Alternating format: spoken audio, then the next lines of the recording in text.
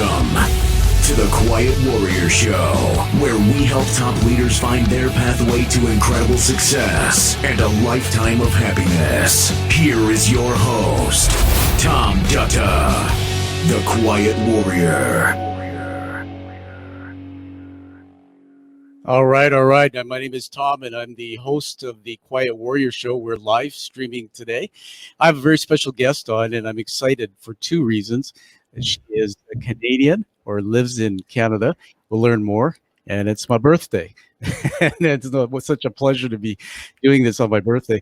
Listen, I want to tell everybody what live streaming is. If you haven't seen a live stream before, we're live across LinkedIn, Facebook, and YouTube. What does that mean? Well, you get to peek into the studio as we're taping this epic interview.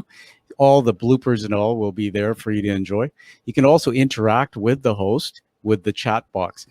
What I'd like you to do is consider subscribing to the Tom Dutta YouTube channel. Just click the button that's below. That way, when we release the podcast and the second show, which will be a YouTube premiere video, you'll be able to get early notification. If you're just listening to podcasts, well, you can find the Quiet Warrior Show wherever you get your podcasts. So it's a pleasure to have on the show today, Nina Purewall. Nina, welcome. Thanks so much, Tom, for having me, and happy birthday. Thank you. I'm glad nobody was going to sing to me today. I already had that happen. I want to tell everybody a little bit about your background, just so we know the depth behind you. You're a great thought leader. There's a stock ticker on the screen. There's a few words there. You're the founder of Pure Minds. It's a social enterprise focused on wellness. You're a best-selling author. And the book title, I want to say it so badly, but I'm going to tease the audience and let you say it in a minute. Also, you've got an interesting story. You spent most of your career as in sales and marketing in corporate America, and then you made a big shift. So welcome to the show. You know, we're going to put the spotlight on you today and really get into your story. So take us back to where it all began. I know that you had this career, but there were some very challenging things early in your life that really, I say, didn't define you. They shaped you because you did something epic with them to help others. So why don't you take us back there?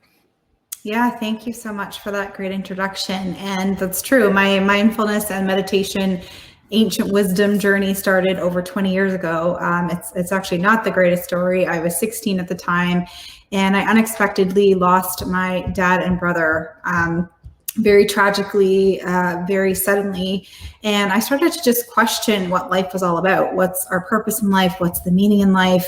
And so that's when I really started to study ancient wisdom, and I got into mindfulness and meditation. And, from there, I tried to live as normal of a life as I possibly could. I went to business school, and I had a great career, as you said, in sales and marketing, actually in Canada, not America. At times I did report into the States, but mostly in Canada. And in 2010, I kind of hit a peak point of stress, sparked by the corporate grind, very similar to your path as well. And I knew I needed to do something drastic. So I sold my home, I left my career, and I went to Northern California, and I lived in an ashram for a year, or a monastery. And that's where I really studied mindfulness and meditation.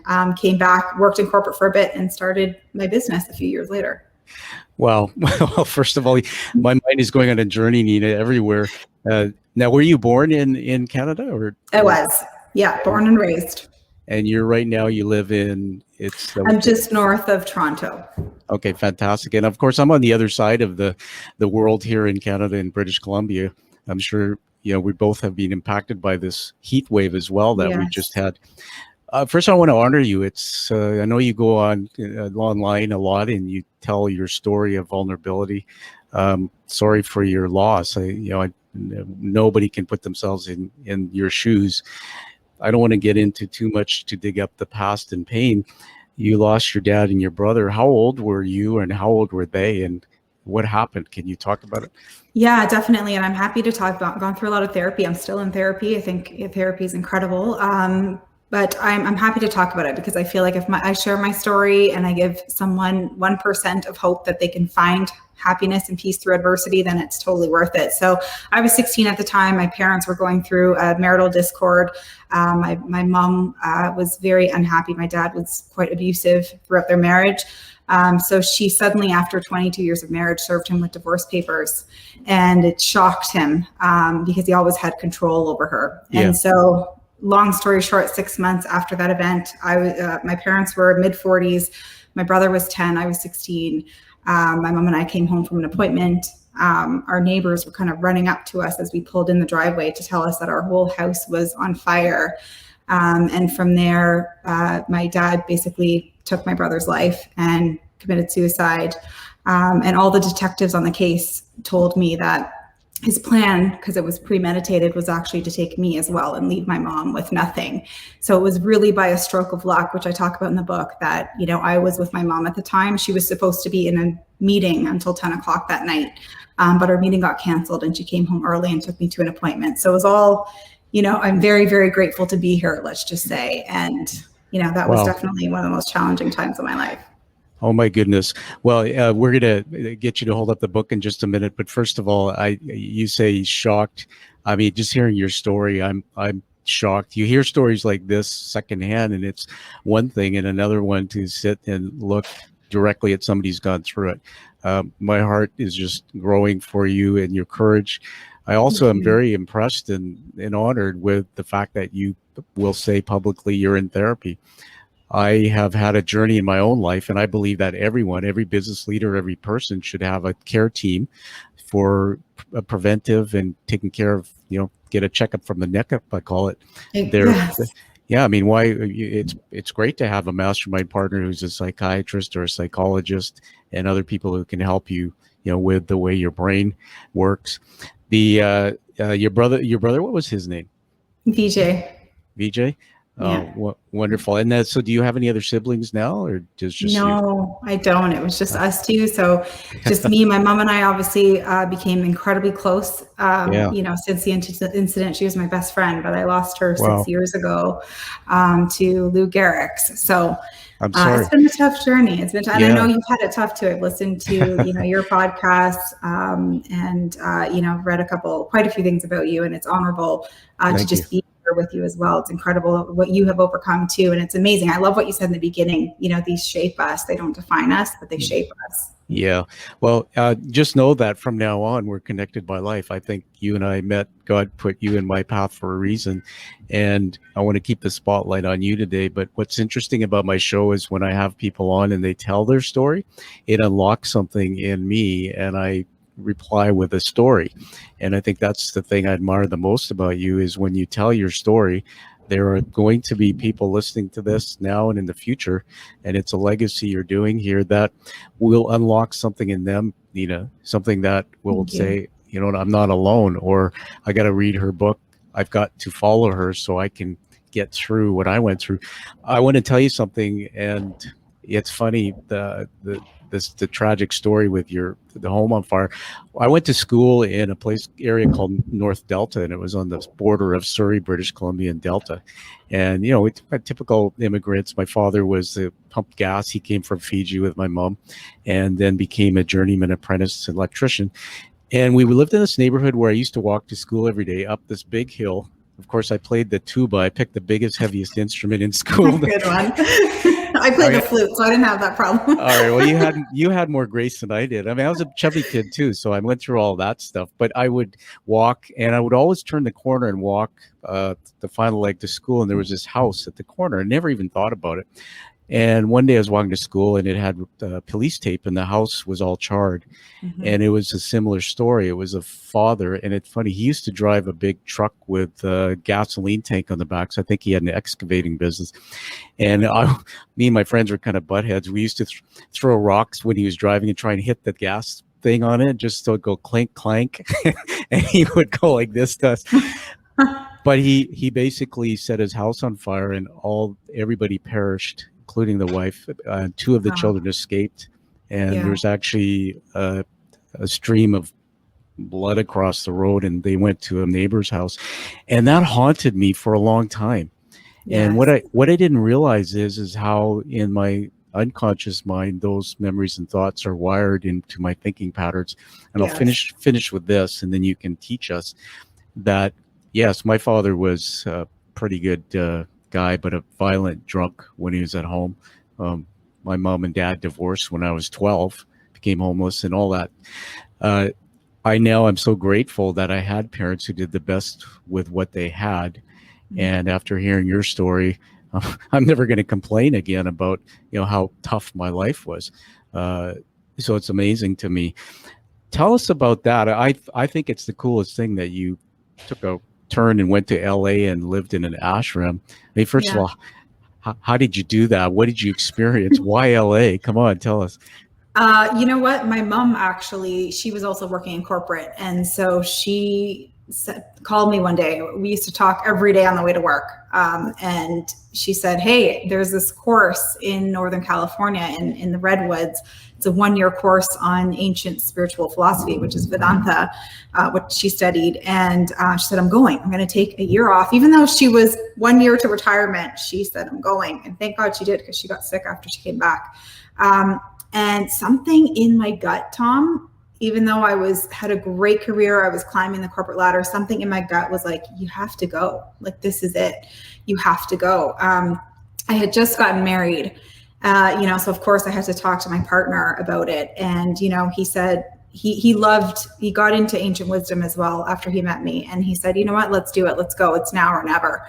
And so we sold our dream home that we just bought. He was also in corporate marketing and sales. And it's hard to explain what drove me other than a knowing, just a really strong gut feeling. And I'm so grateful I did it. We were in the middle of an economic crisis.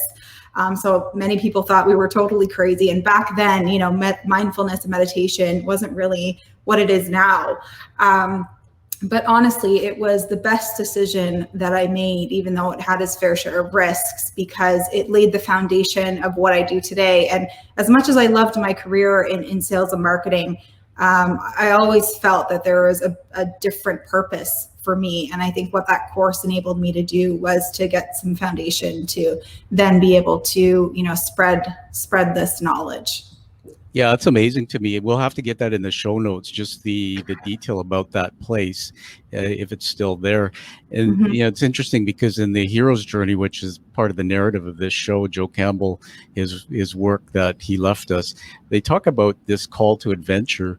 And I believe it's even a higher purpose. I'm a faith-based man, and I believe that God puts you in situations in your life to go out and do something with the story to help others. In fact, I don't believe that people who are doing things with their stories, do it for themselves. Usually it's for someone who's broken or somebody who's stuck. And so the ashram experience is pretty cool. It's funny you said there's this burning or this deep thing in your gut. That's exactly hero's journey. And, Nina, I'm sure you'd like to know what you think of this, but they say that less than 5% of people answer that call that they have in their gut.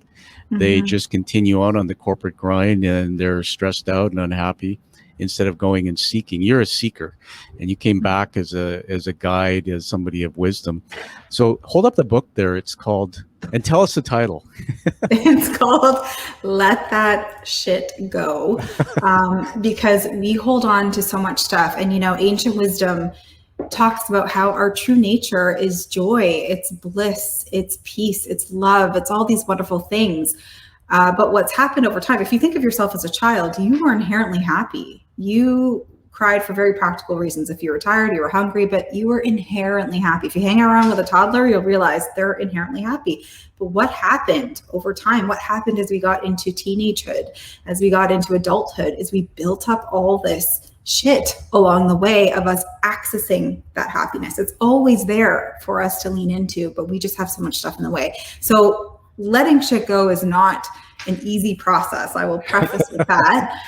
It's a very difficult thing to do, to bring stuff up that might be sitting dormant, but it holds us back. It holds us back not just from experiencing that inner peace, but from being our best selves.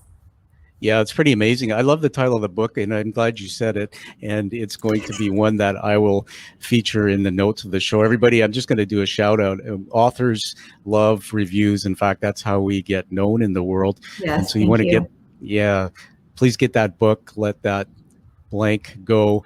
And I'd like you to read it cover to cover, and then go on Amazon, Goodreads.com, give Nina a great review, and then tell somebody about that book. By the way, the title, was that easy to come up with? Because it's a great title.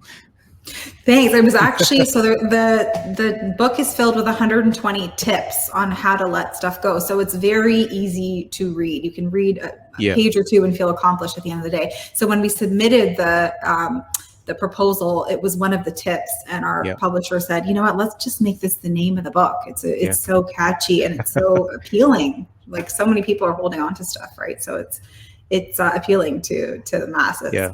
I'm kind of smiling because my mind went on a journey in my head again. I had a guest on a short while ago, and her publisher wouldn't let her use that word, so she came up with the word shiitake. There you go. There's ways around it, right? And it fit too. Well, I got to tell you, you're talking to a guy who's had a lot of shit in his life and had to let it go. Sadly, I didn't have a mentor like you in my life to learn from until I decided maybe 10 years ago to start unraveling why I was tearing down my own success. And on the outside, like you, looked great, successful, but on the inside, there were these demons and monsters. Yes. And this really, I think you might have known about my recent TED Talk. I revealed that I fell in a bathtub 3 years ago and cracked my head, got serious concussion, and I went into depression, and all sorts of really tough things started happening. And I'm still recovering. I have double vision and challenged with some things. But it was through that I was forced to really ask myself why. And there was still this feeling of unworthiness inside. And my dad passed away January 2018. And I guess I didn't realize the depth until I went through my cognitive behavioral therapy, which is where they sent me, that how the stuff you talk about is actually wired in your thought patterns, and you can't get rid of it, right?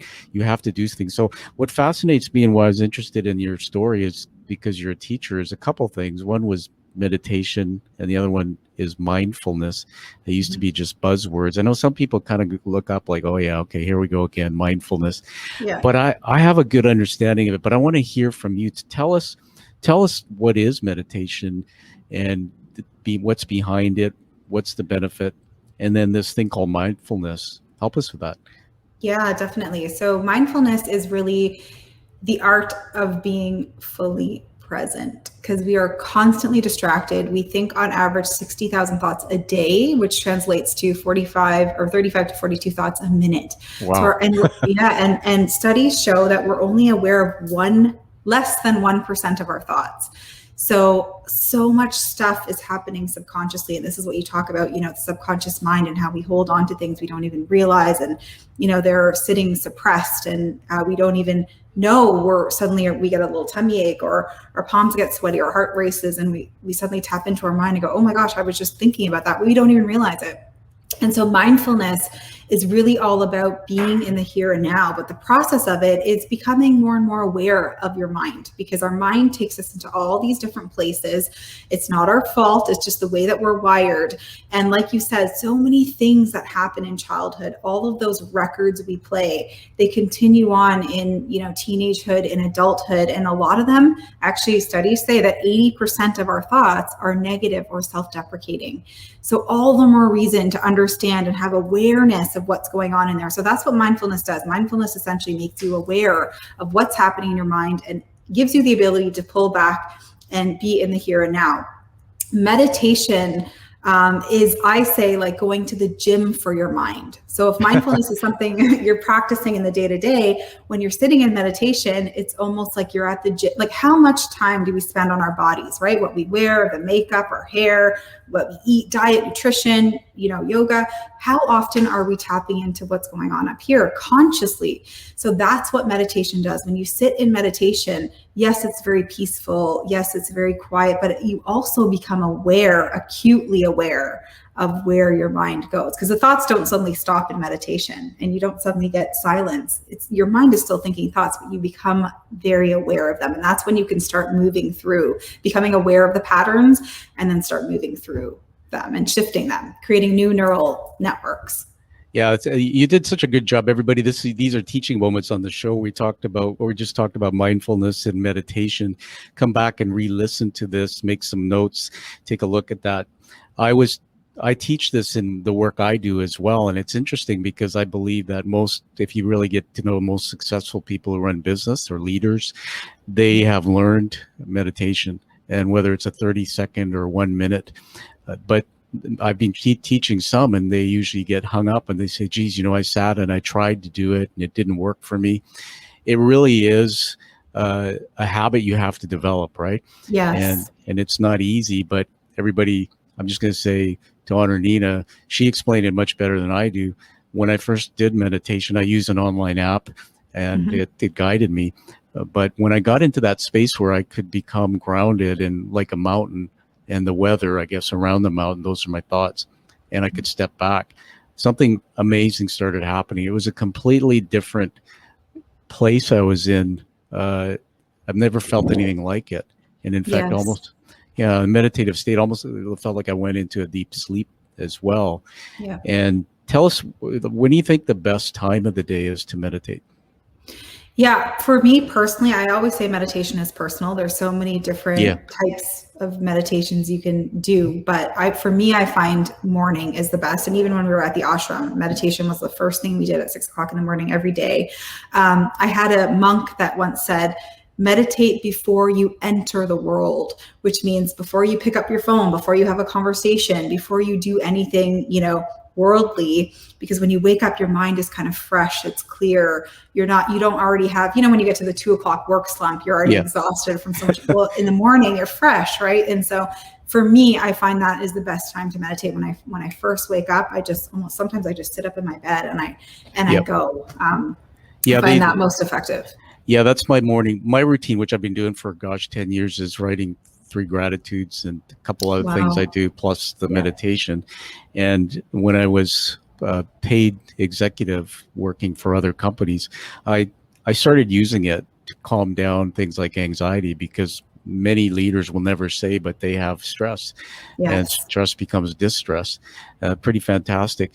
I was reading some things about brainwaves, and apparently there's 5 different brainwaves. So the science behind this meditation is pretty amazing. You're basically slowing everything down. Almost when do you have children or I do. I have a 6-year-old. Yeah. Oh, fantastic. Well, here's an interesting thing. I've been doing a side hustle. I had to get past my ego to be able to say this publicly, but I've been waiting tables at a restaurant because of my brain injury and my recovery. And I see people come in, this next generation, and they bring their kids, and this is what you see. You see mom and dad getting their beer and their burger. As soon as they put the kid at the table, let's say they're 4 years old, they put a little screen, a device, and the kid's staring at it and watching, these kids shows, and I mean, there's all this stuff going around, happening around this child, and the child's not even blinking. They're not even aware. And I started thinking about things like ADHD and, how that one thing that you're teaching your child, you're teaching them, first of all, not to be mindful. You're teaching them not to be able to communicate. You lose that. They're not talking. But looking at a screen like that's got to do something that's not healthy for the brain. Do you have any comment on that? Yeah, every parents differently and has a different style and different stress level. With my daughter, I started implementing mindfulness and meditation since she was 2. And we actually have like a little calming center in our house. And we actually put it there when the pandemic hit, because even kids feel it, right?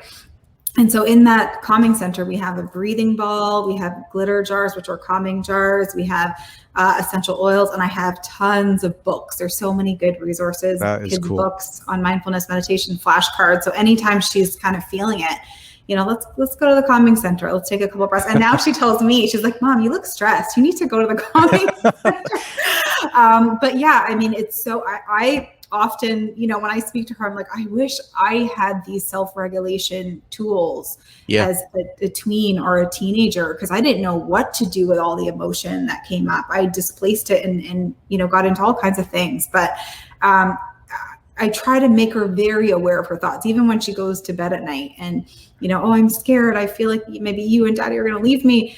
That's your mind. That's your mind. That's not your rational part of your brain. That's your mind thinking all these thoughts. So I try to make her aware at this age.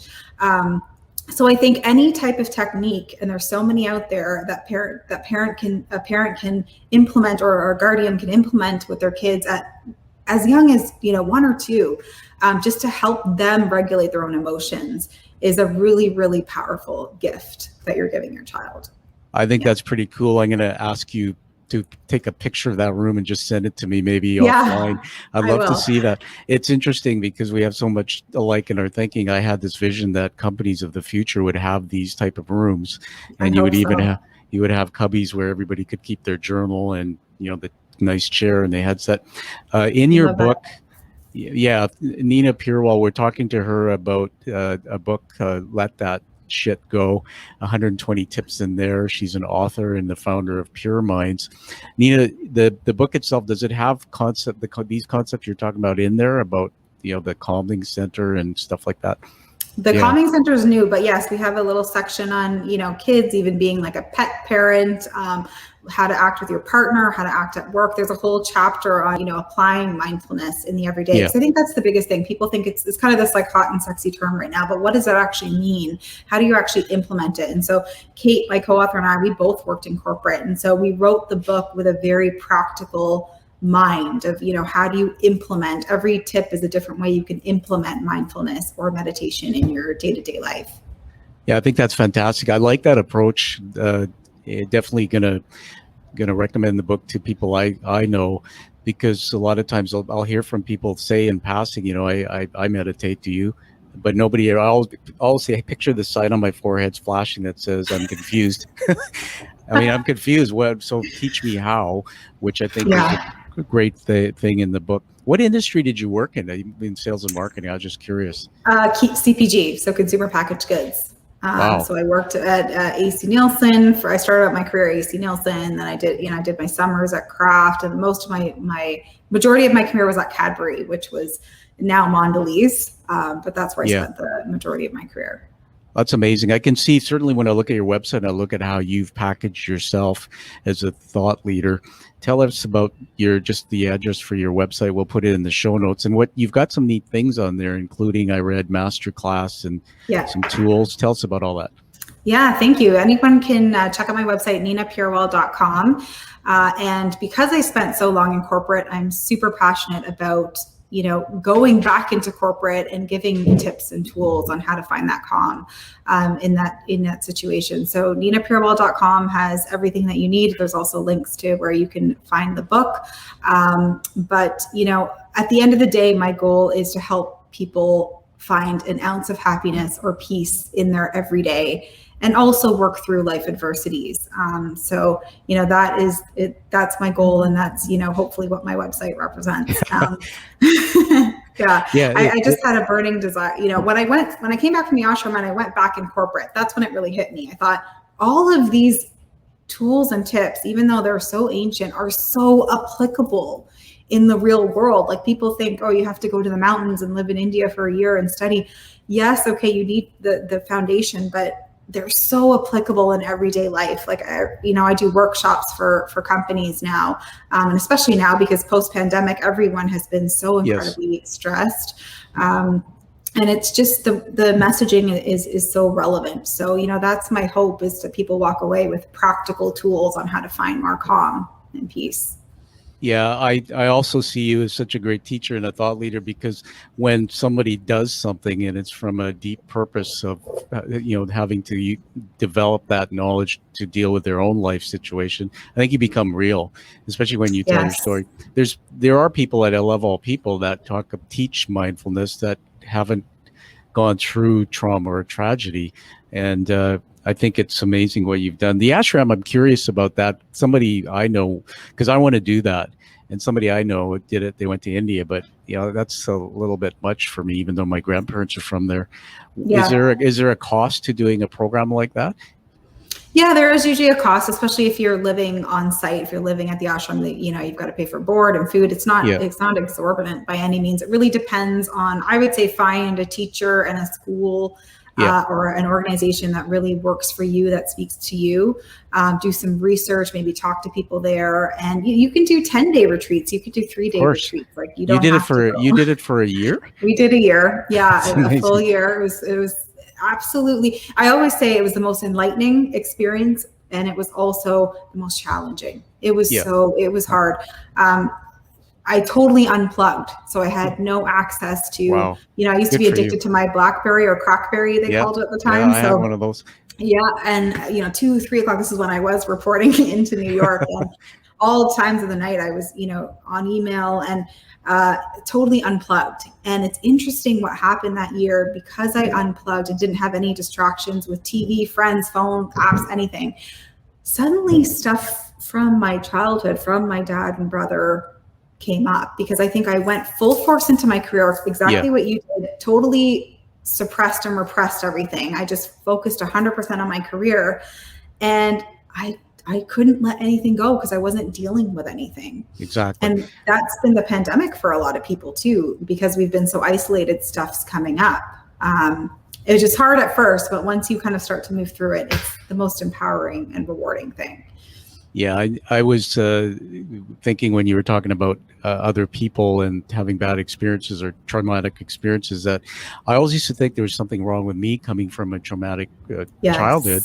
But some research I've looked at says that about 80, if you listen to people like Oprah Winfrey, 90% of the world have some form of trauma in the past. Yeah, I'm actually reading her book right now. What Happened to You? Amazing. So synchronistic, but it's incredible.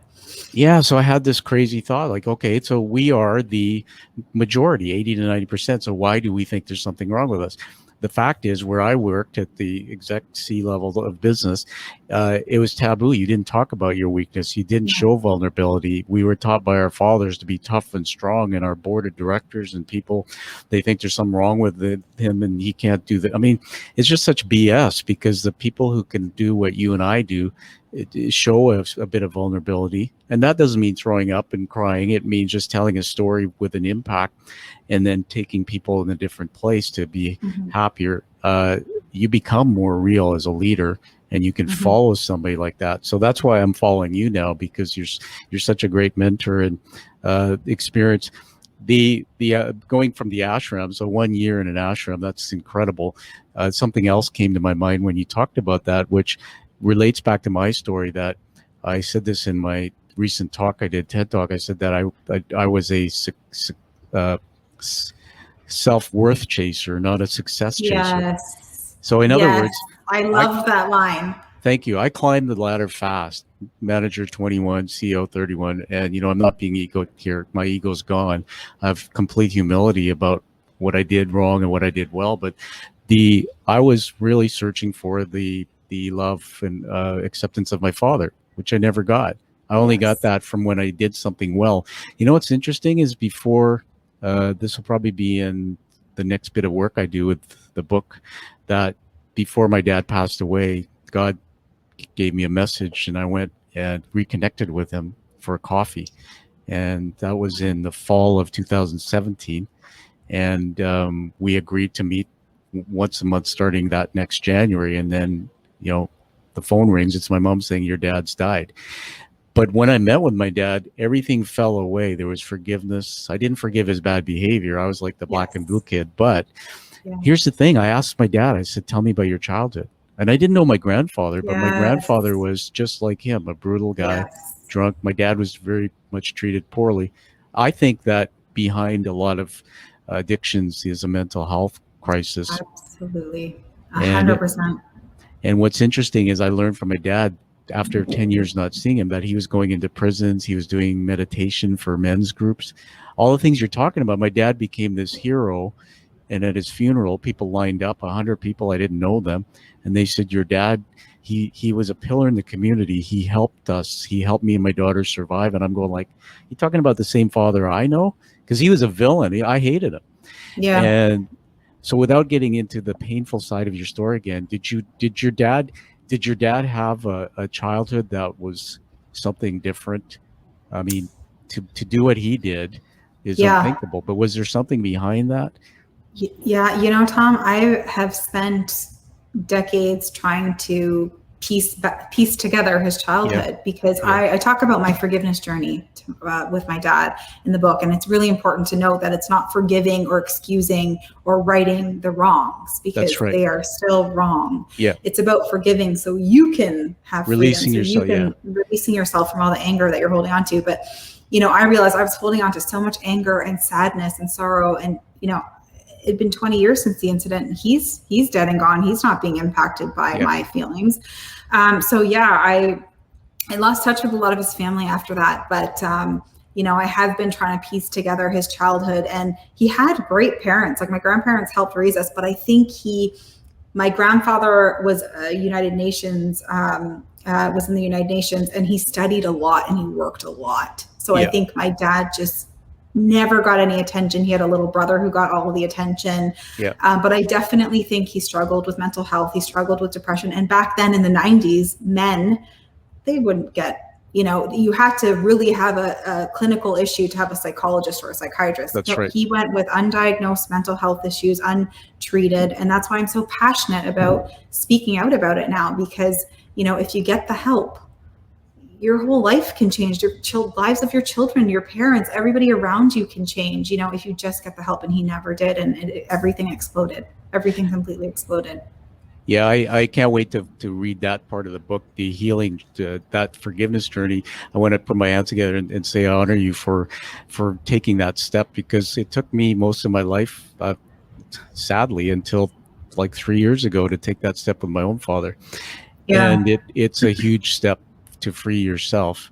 And that's amazing to me. It's funny, I was thinking about psychotropic drugs, just from my own experience with the depression from my concussion. Some of the side effects of these cocktails they put you on are pretty amazing. Like, you can be on the wrong mix of drugs, or you can just say, I'm not taking it, and come off it, and you can have suicidal thoughts. You can do more harm. So it's really important, I think, for people to learn from what you're teaching us, to learn that there's more to managing mental health than just pills, but things like mindfulness and meditation and all the things in your book. I mean, the self-care, that's what I learned. It's in the old days, I'm sure if my dad was diagnosed, they would have given him pills for anxiety and things like that. And, maybe he didn't look after himself. He didn't do all the other things. So can't wait to get deeper into that book. As we go to wrap up here, I'm just going to ask you a fun question. Well, I think it's fun. We'll see what you think. That when you're done with this world, well, let me first share that there's a Canadian study that was done, and they asked 90-year-olds, what are your top 3 regrets? And all the data came in, no order of importance. 1 was, I didn't risk enough. 2 was, I didn't reflect enough. And 3 was, I didn't leave a legacy. And so with all the things you're doing, the founder of Pure Minds, your wellness, your master class, your book, the teachings, what do you want this world to look like when you're done with it? It's a great question. That's such a big one. And I guess it is a fun one. I definitely would say I would want people to know that they have everything within them to be a warrior, to be peaceful, to be happy. No one can choose that happiness for you. Only you can set yourself, on that path. And there is hope, through challenges, through adversity, through loss, through grief, through trauma. There's hope if you put in the work that, you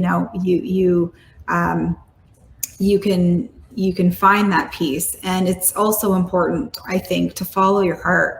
Like, I love what you do. I love how you had the courage to leave, C-suite opportunities.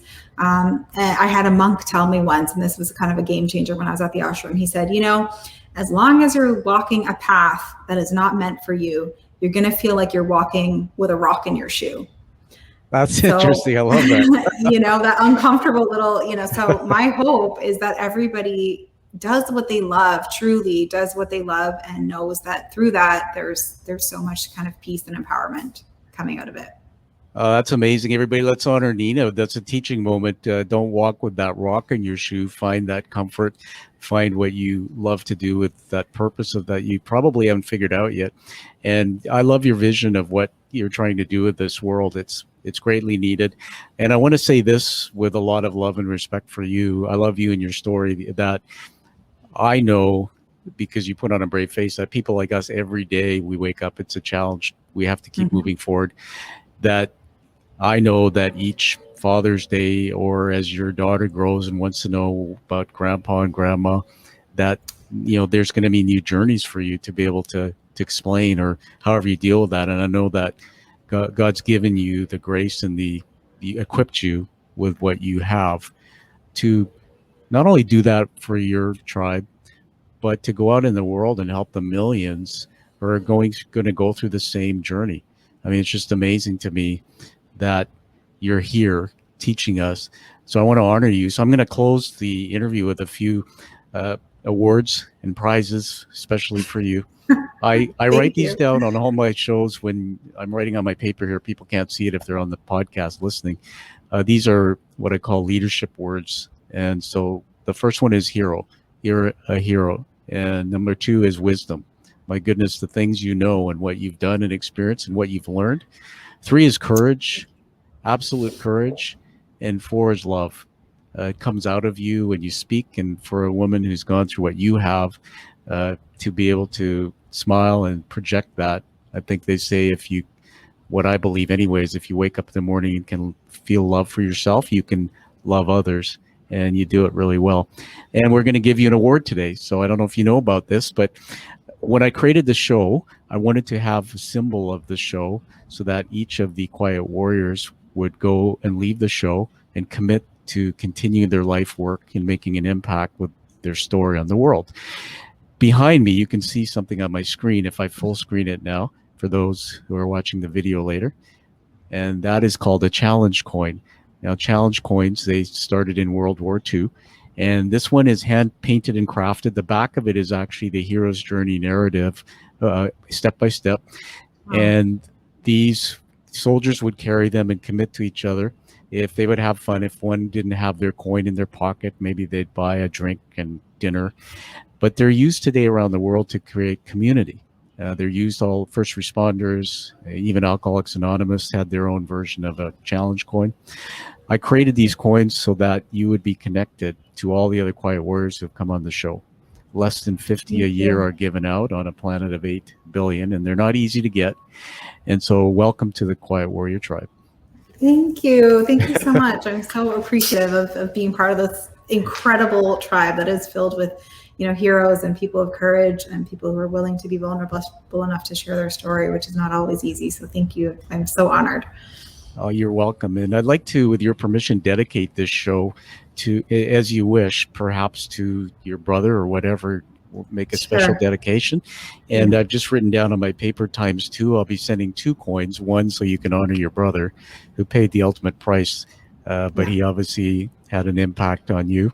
And I'd say that he would be an unsung hero, not to take anything away from your mom either. Yes, 100, both of them. Like, honestly, my mom is the one who really got me on this spirit. I always say she's my number one teacher and the one who, she really saved me. She was just an inspiration. So her and them both. Okay, well. And my dad has taught me too. I've learned to put my ego aside on that and my pain and realize that, sometimes I do say, if my dad hadn't done what he did, I wouldn't be on this path, so there's gratitude on many levels for many things, but I'm so appreciative. Thank you so much. We'll find a way to figure out how we're going to honor everybody there. And every time you say something, I just want to keep talking to you, but that's exactly what people ask me now. I'll say outwardly, I love my dad. And people who know the story will say, how could you say that? And it's all back to what you've taught us. I've changed the meaning in my brain of what my dad did to something positive, something that keeps me going, and that is making an impact, helping other people. So congratulations. We'll give you the last word. Hold the book up again, plug it, tell people again where to get a hold of you. So this is Let That Shit Go. It's got 120 tips on how to find more peace and happiness in the everyday. And you can get a hold of me through my website, ninapurewall.com, or you can follow me on Instagram at nina.pure.minds. I would love to connect with you. If you have any questions, feel free to reach out. I'm happy to answer them. And I wish you all the best of luck on your mindfulness and life journeys. Fantastic. Well, everybody live that life with passion and purpose, like you hear from Nina Purewall here, and live the life that you deserve and desire. Thank you, Nina. Thank you so much, Tom. Such an honor to speak with you. You're welcome.